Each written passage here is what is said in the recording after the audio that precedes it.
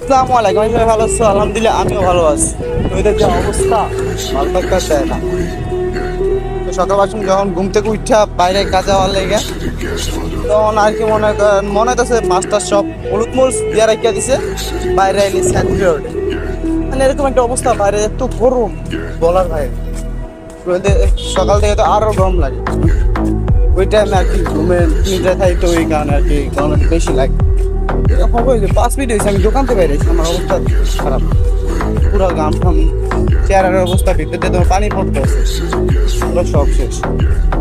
সব শেষের মতো আর কি সব পিচা টিচা গেছি। এখন তো আমার তো পুরা গরম আর কি পড়তেছে না, আবার 11-12টা বাজছে, তার জন্য আর কি গরমটা একটু কম, হালকা ঠান্ডা ঠান্ডা আর কি। তাও আগের আলাদা 40 ডিগ্রি তাপমাত্রা। যাই হোক, ব্যাপার সূর্যের তাপ